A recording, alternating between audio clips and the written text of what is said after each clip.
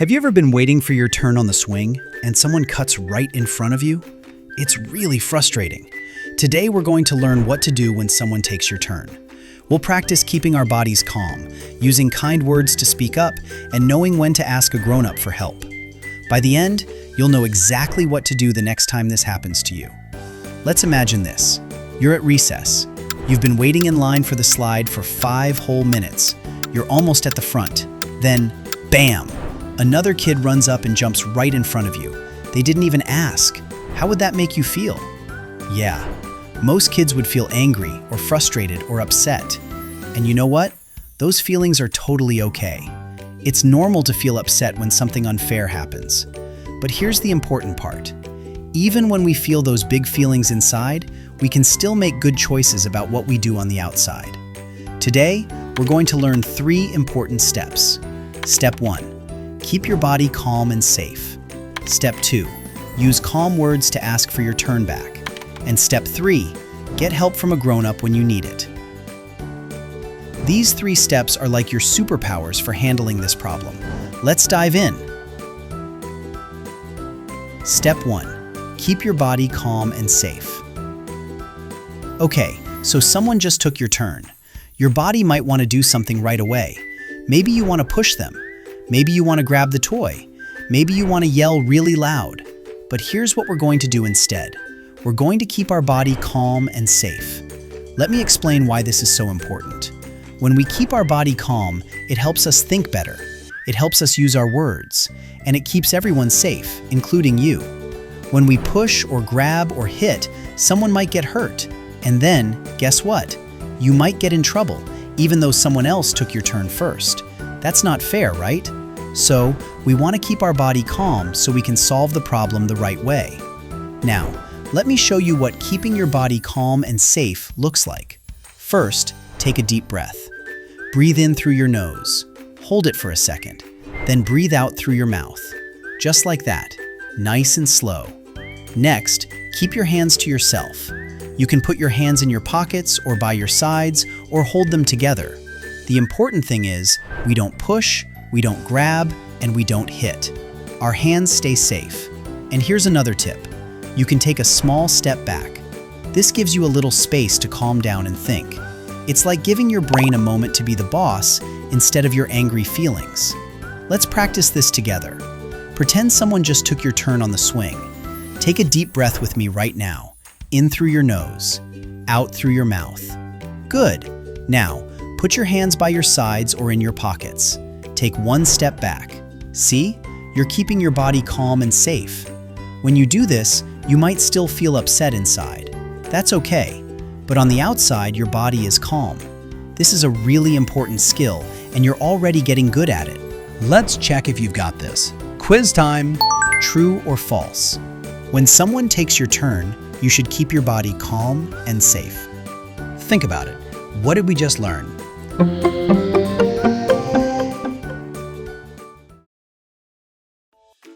Yes, I'm keeping my body calm and safe. I'm taking a deep breath and keeping my hands to myself. Hey, you're watching Goalie's Pip Academy, where we teach about science, geography, history, everything about the whole world. If you want to watch these classes with no ads, no distractions, go to getgoalie.com. All right, you've kept your body calm and safe. You took a deep breath. Your hands are safe. Now it's time for step 2. Use calm words to ask for your turn back. Here's why this step is so important. When you use calm words, the other person can actually hear you. If you yell or scream or say mean things, they might not want to listen.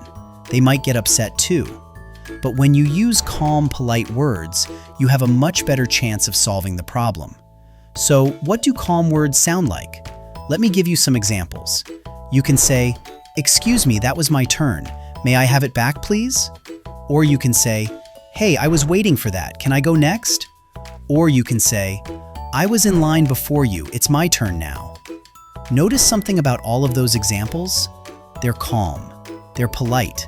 They tell the other person what the problem is, and they ask for what you need. Now, here's what calm words do not sound like. "That's not fair. Give it back right now." Or, "You're so mean, I hate you," or "You always do this."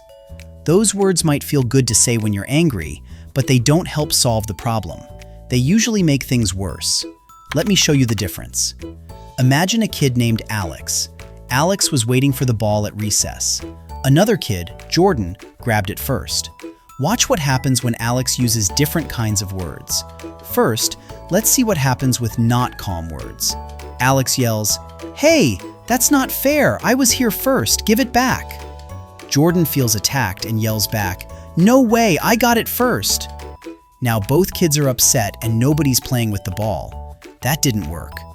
Now, let's see what happens when Alex uses calm words. Alex takes a deep breath, steps closer, and says, "Excuse me, Jordan. I was waiting for that ball. May I have it back, please?" Jordan thinks about it and says, "Oh, sorry, I didn't see you. Here you go." Problem solved. See the difference? Calm words work so much better. Here's something else that helps. When you use calm words, keep your voice at a normal level. Not too loud, not too quiet. Just like you're talking to a friend. And try to look at the person when you talk to them. That shows you're being respectful. Let's practice this together. Pretend I just took your turn on the computer. What could you say? Try it out loud right now. Say, "Excuse me, that was my turn. May I have it back, please?" Great. That sounded so calm and polite. You're really getting the hang of this. Let's check if you've got this. Quiz time. What should you say when someone takes your turn? A. "That's not fair. I was here first." B. "You're being really mean." C. "Excuse me, that was my turn. May I have it back, please?" D. "Don't say anything at all."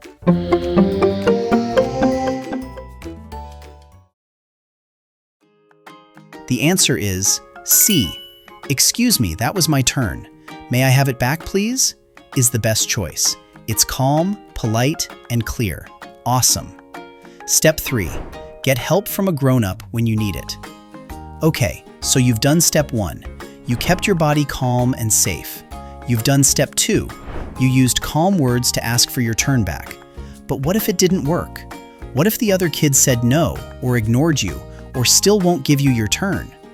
That's when we move to step 3. Get help from a grown-up when you need it. Some kids think asking for help means they're tattling, but that's not true. Tattling is when you're trying to get someone in trouble. Asking for help is when you've tried to solve the problem yourself and you need someone bigger to help you. That's a smart thing to do. So when should you ask a grown-up for help? Here are some good times. If you used calm words, but the other person won't listen. If the problem is getting bigger instead of smaller. If someone might get hurt. Or if you just don't know what to do next. All of those are great reasons to get help. Now, who can you ask for help? At school, you can ask a teacher, a recess helper, or any adult who works there. At the park, you can ask your parent, your babysitter, or another trusted grown-up. At home, you can ask your mom, dad, grandparent, or whoever is taking care of you. The important thing is to find an adult who can help. Let me show you what this looks like. Let's go back to our example with the slide. You waited in line, someone cut in front of you. You took a deep breath and kept your body calm. Then you said, "Excuse me, I was in line first. Can I go next?" But the kid said, "No, I'm going first," and won't move. This is a perfect time to get help. You walk over to the teacher on the playground. You say, "Excuse me, Ms. Garcia, I need help. I was waiting in line for the slide and someone cut in front of me. I asked nicely, but they won't let me have my turn. Can you help?" Ms. Garcia comes over and helps solve the problem. She might remind the other kid about taking turns. She might set up a system where everyone gets a fair turn. The important thing is, you got the help you needed. Here's what you should say when you ask for help. Tell the grown-up what happened. Tell them what you already tried, and tell them what you need. Just like we did in that example. "This is what happened. This is what I tried. Can you help?" And here's something really important. Even if the grown-up can't solve the problem right away, you did the right thing by asking. Sometimes grown-ups need a minute to help. Sometimes they might say you need to wait a little longer or try something else.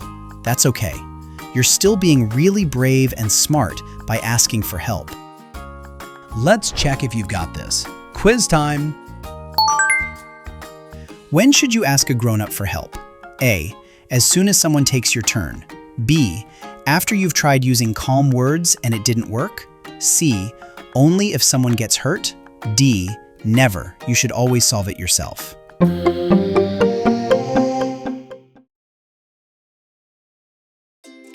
The answer is B. You should ask for help after you've tried using calm words and it didn't work. You try to solve it first, and then you get help if you need it. Perfect. Wow, you've learned so much today.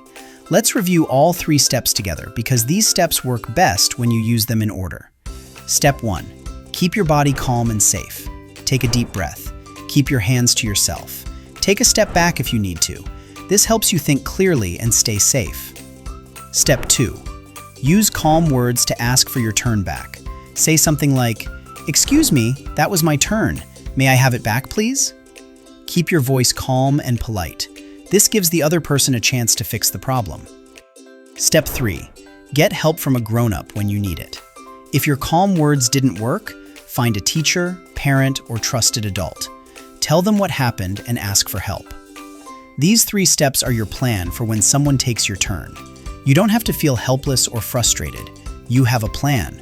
And the more you practice these steps, the easier they'll get. Remember, it's normal to feel upset when someone takes your turn. That's a normal feeling. But now you know what to do with that feeling. You can keep your body calm, use your words, and get help if you need it. The next time someone takes your turn, you're going to be ready. You've got this. Thanks for learning with me today. Now go out there and practice your new skills. My mind is blown. Where can I learn more about these videos? Oh yeah, getgoalie.com. There's no ads, there's no junk, just cool stuff for kids and a dedicated tablet. Check it out, getgoalie.com.